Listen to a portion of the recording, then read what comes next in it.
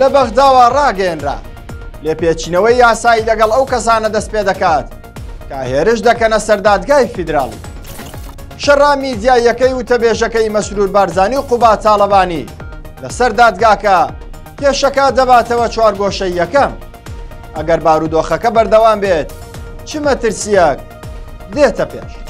ئەم کاتتان باش، مانشێتی ستاندەرتان پێشکەش دەکەن.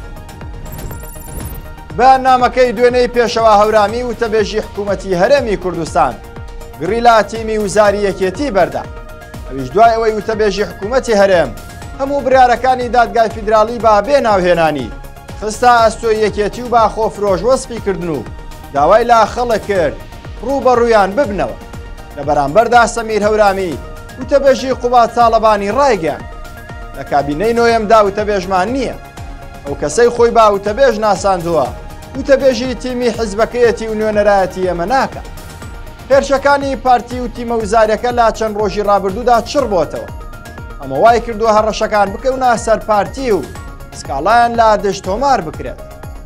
حەیدەر موسەوی کەرەوەی سیاسی عێراقی لەم بارەیەوە ڕایگەیاندووە دادگای فیدراڵی رێو شوێنی یاسایی بەرامبەر هەموو ئەو لایەن و کەسانە دەگرێتە بەر کە لە ماوەی ڕابردوو ئێستاشدا هێرشیان کردوتە سەری. ئەمەش وەک وەڵامێک بۆ وتەبێژی حکوومەتی هەرێم کە ڕایگەیاندبوو دادگای فیدراڵی دەستوری نییە. هەروەها وتی هەموو ئەو لایەنانەی دادگای فیدراڵی با نادەستوری وەسف دەکەن لێپرسینەوەی یاساییان لەگەڵدا دەکرێت، چونکە بڕیارەکانی دادگای فیدراڵی پابەندکەر و یەکلاکەرەوەن لەسەر هەر سێ دەسەڵات و سەرجەم هێزە سیاسیەکان. لەم بارەیەوە شیلان عارف بریکاری وەزارەتی دادی حکوومەتی هەرێم ڕایگەیاند سوکاتیکردن با دادگای فیدراڵی عێراق سوکاتیکردنە با سەرجەم عێراقیەکان. لە کۆتاییدا هەموو ئاماژەکان بۆ ئەوەن پارتی ئەگەر بەردەوام بێت لەو هێرشانەی بۆ سەر دادگای فیدراڵی دووچاری سزای یاسایی دەبێتەوە.